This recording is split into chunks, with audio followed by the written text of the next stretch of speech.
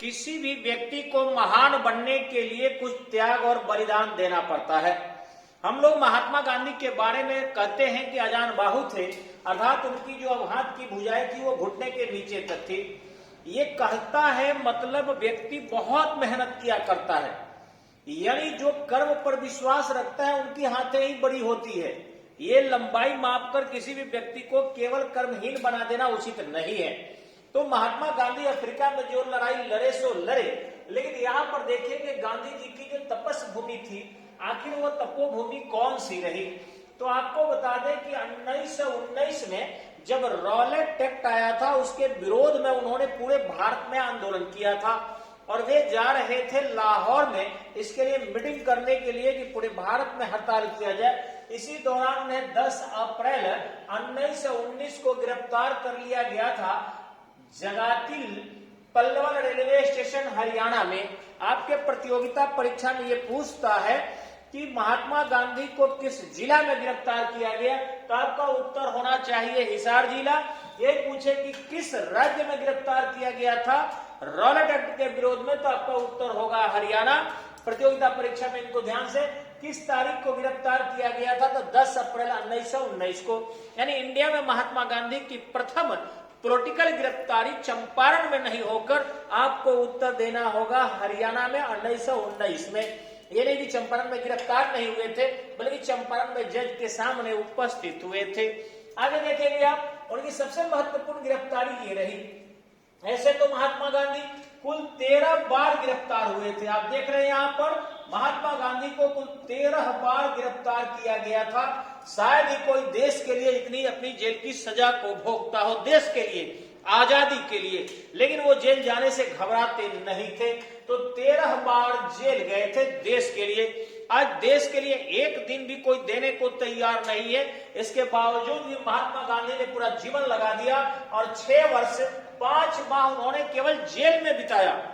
6 वर्ष 5 माह आज लोग प्रतियोगिता की तैयारी नहीं कर रहा है और खोजता है कि हम IAS बन जाए और हम बहुत बड़े अधिकारी बन जाए। वो जेल में बैठकर 6 वर्ष 5 माह बिताए थे। आपको पता होना चाहिए 90 टोटल कुल जेल की समयावधि में बता रहा हूं। और जब ये 1942 में भारत छोड़ो आंदोलन उन्होंने चलाया था, उस दौरान उनकी गिरफ्तारी ने उनको बहुत ही प्रसिद्धि दी, साथ में आजादी को और देश का रुख मोड़ दिया, लेकिन उनके करीबी लोगों को हमसे छीन लिया, उनसे छीन लिया।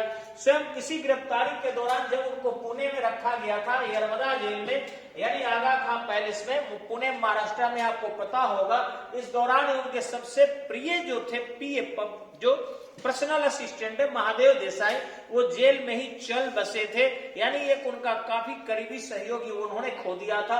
महात्मा गांधी की पत्नी भी कस्तूरबा गांधी इसी जेल में बंद थे, तो वह भी नहीं रही, यानी वो भी जेल में चल बसी और वैसी स्थिति में उनका अंतिम संस्कार करने के लिए मात्र बाहर आए।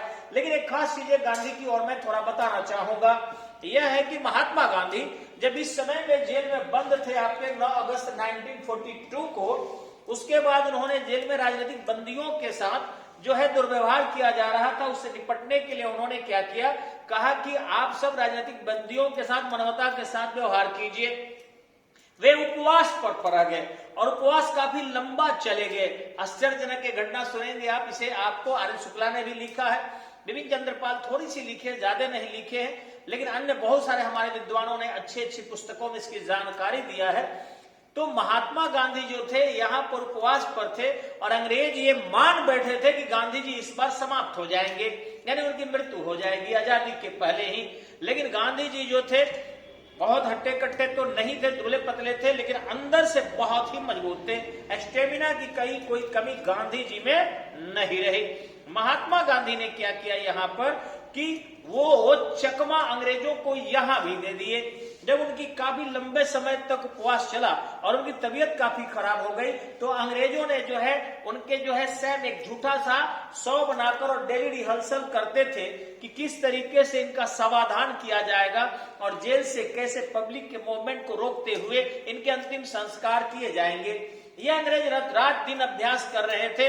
गांधी जी देखकर समझ गए कि वो अंग्रेज जो थे मुझे मरने का इंतजार कर रहे हैं, तो अंग्रेजों को अगर हराना है तो यहां भी हराया जाए। वो पत्रकारों की एक मीटिंग बुलाते हैं और उस मीटिंग में खाना खाकर वो कहते हैं हमने अपना अनशन वापस ले लिया है, और इस तरीके से अंग्रेज घबरा गए।